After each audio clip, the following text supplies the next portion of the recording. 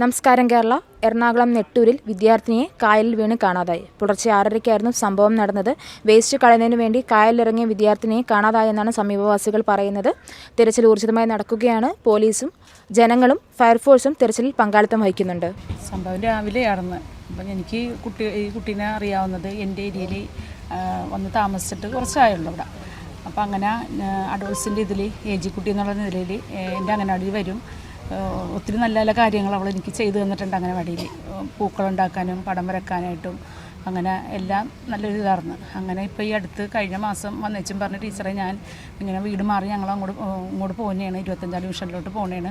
അപ്പോൾ അതുകൊണ്ട് ഇനി എനിക്ക് ഇടയ്ക്ക് വരാം ടീച്ചറിനെ കാണാനായിട്ട് എന്നും പറഞ്ഞാണ് കഴിഞ്ഞ മാസം ഒരു വാടകക്കാണ് മലപ്പുറത്തുനിന്ന് വന്ന് താമസിക്കണേ. ഇവിടെ ഇവിടെ താമസിച്ചിട്ട് ഇപ്പോൾ 1.5 മാസമായിട്ടുള്ളൂ. അതിക്ക് മുമ്പ് 27-ാം ഡിവിഷനിലാണ് താമസിച്ചത്. അച്ഛനും അമ്മയ്ക്കും ജോലിയൊക്കെ എങ്ങനെയാണ്? അതുകൊണ്ടാണ് ഇങ്ങോട്ട് മാറാൻ താമസം. വാപ്പാക്കും മീനിൻ്റെ ബിസിനസ്സാണ്. ഉമ്മ ഒരു തുണിക്കടയിൽ പോണേണ്. അപ്പോൾ വാപ്പായാണ് നമുക്ക് അംഗനവാടിയിൽ 3 പിള്ളേരാണ്, 3 പെൺപിള്ളേരാണ്.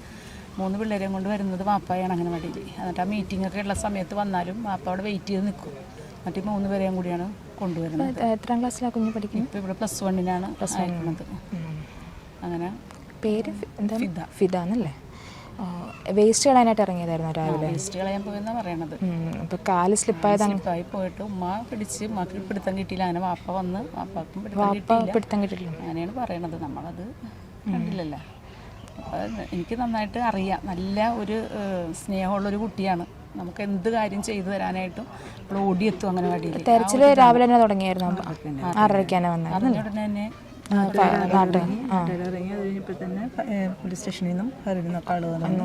പക്ഷെ ആദ്യം നമ്മൾ തൊട്ടടുത്ത വീട്ടിലെ പയ്യൻ തന്നെയാണ് ഇറങ്ങിയത്. അവനിറങ്ങിയിട്ട് ഈ ആയം കൊണ്ട് ഇതാക്കാൻ പറ്റാതെ ചെളിയുണ്ട്.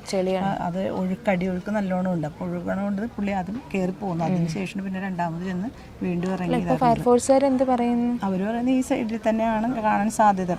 ആ കുട്ടി ഇട്ടിരുന്നതെന്ന് പറഞ്ഞാൽ ഒരു ടീഷർട്ടും പാൻറ്റുമാണ് ഇട്ടത്. അപ്പോൾ അതുകൊണ്ട് കയറിയിട്ട് അവിടെ തന്നെ താഴ്ന്ന് കിടക്കാനാണ് സാധ്യത. ചാൻസ് ഇല്ലെന്നാണ് അവർ പറയുന്നത്. പക്ഷെ നമ്മളുടെ നാട്ടുകാർക്ക് തോന്നുന്നത് അടിയൊഴുക്ക് നല്ലോണം ഉണ്ടായിരുന്നത് കൊണ്ട് ആ സമയം നല്ല വടക്കോട്ടാണ് ഒഴുക്ക് വരുന്നത്.